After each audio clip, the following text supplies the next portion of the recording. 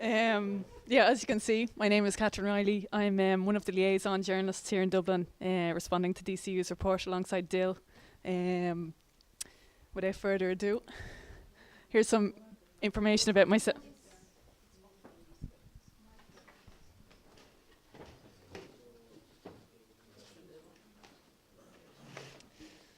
Just a bit of relevant information about myself. I attended one of the main kind of centres of journalism training here in Ireland. I suppose DCU and DIT, which is Dublin Institute of Technology, would be regarded as the main kind of third level training centres for journalism in Ireland. There are others developing at the moment, but I graduated some years ago now, and actually incidentally I don't remember any sort of diversity module during my course, even though immigration into Ireland had kind of been going on for about 5 or 6 years at a significant level at that point.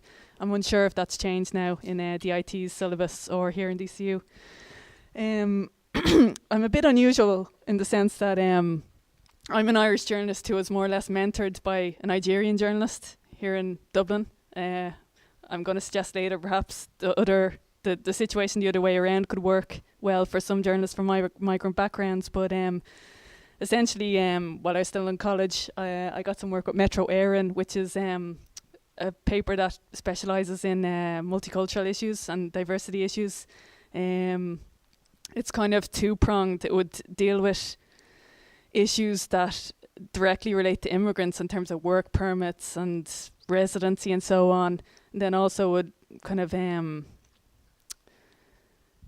have information that kind of lets the Irish population know a bit more about the various cultures and traditions in the immigrant communities. So be very much a newspaper targeted at everyone, but it's quite niche as well. It wouldn't be kind of a mainstream newspaper on people's coffee tables or whatever, but it has developed a certain amount of influence in the area of multiculturalism and cultural diversity in Ireland over the past few years. I'm still freelancing with that newspaper, and I've also been published in other national newspapers such as the Irish Times on cultural diversity issues, and if anyone's interested, some examples are on my website. So obviously I'm responding to the DCU report on diversity training under the Mediva project, and I picked out some kind of standout extracts from the report that are in italics. Some I've just paraphrased. They mightn't be direct quotes. So the first one was the fact that many journalists were hostile to the very notion of training in any sense. That related to, I think, training in general, and particularly training in terms of diversity training. That doesn't surprise me at all. I mean, diversity training in Ireland is very underdeveloped. The concept is not understood. I don't know if there is even a recognised concept universally in terms of what diversity training is. The report doesn't really define it very well, which is probably because it's difficult to define so well as a concept. So I think journalists are kind of questioning what it's all about, especially if it's going to entail taking time out of their schedules. And obviously they hold the opinion or the perspective that it's something where they're being told to write in a certain way, even if that's not actually what diversity training is. As I've said, it's ill-defined in Ireland. It's not regulated. I mean, who is a diversity trainer? What is their background? What are their qualifications? I mean, why should you just accept somebody coming in describing themselves as a diversity trainer, without any kind of regulation in that sense? It's obviously an industry as well. So, like, why shouldn't journalists be skeptical? I think the skepticism that comes across in the report is pretty understandable, to be honest. And as well, diversity training, I mean, I don't know how that can be done in a way that isn't a box ticking exercise. It's if people get in a diversity trainer for a day or a couple of days, obviously, what's the incentive to keep that going once they've ticked their box? So the next extract related to the fact that there's a lot of time demands on journalists, and why should diversity training kind of infringe on that time.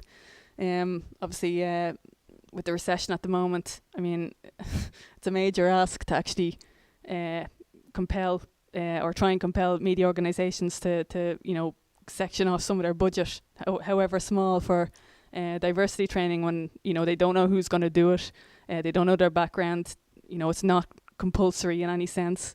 They're going to have to take their staff out of their schedules. That's going to cost money. Time costs money. So there's very little incentive.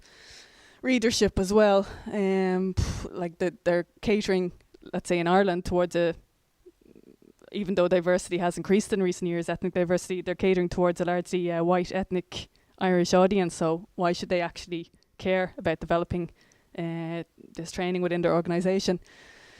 And obviously there's the demands of keeping up to date with new media, journalists having to develop their skills in that area, their time being taken up there, and obviously the age-old issue of libel and defamation training, which I think is lacking probably in a lot of media organisations, which kind of goes to show how far diversity training is down the line.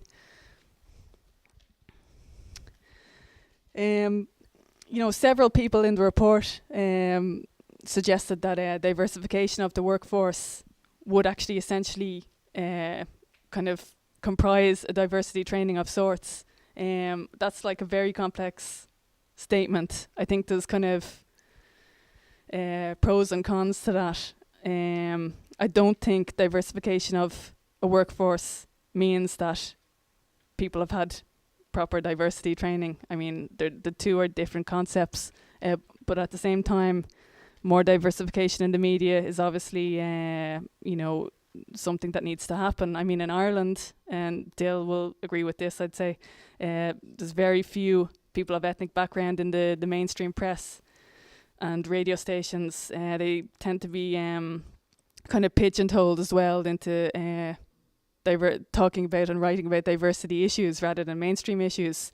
Like an editor I work closely with at Metro Air in Chinedu on Ugellam, he's regularly asked onto radio programs and television programs to talk about diversity and anti-racism. He's from Nigeria, but almost never on anything else.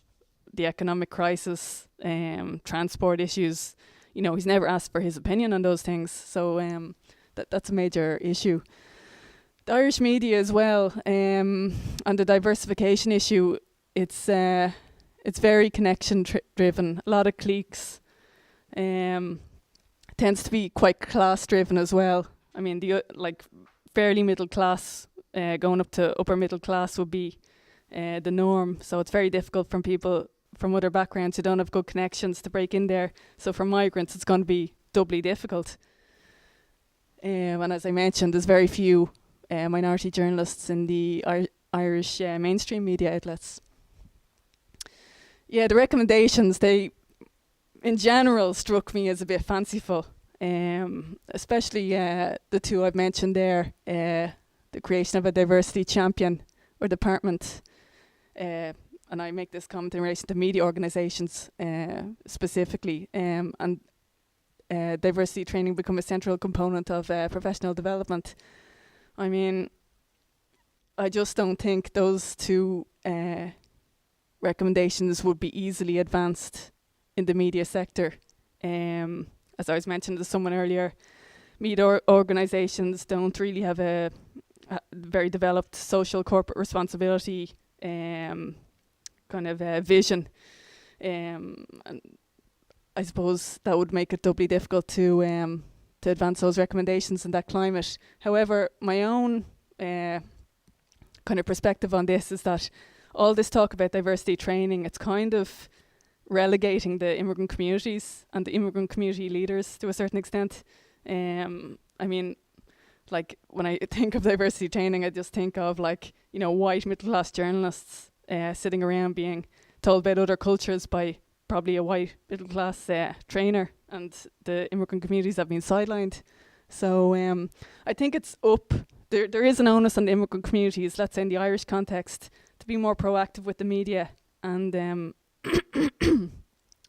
get in touch with the media with press releases and so on, and follow up phone calls, and kind of that would lead to greater communication between the communities and individual journalists. And I also suggest mentoring programs. I think that would be an excellent opportunity for media outlets to kind of develop individuals from migrant backgrounds who might have extra skills, such as the Arabic language, different languages, different perspectives, different connections, develop them as journalists when they're within their organisations.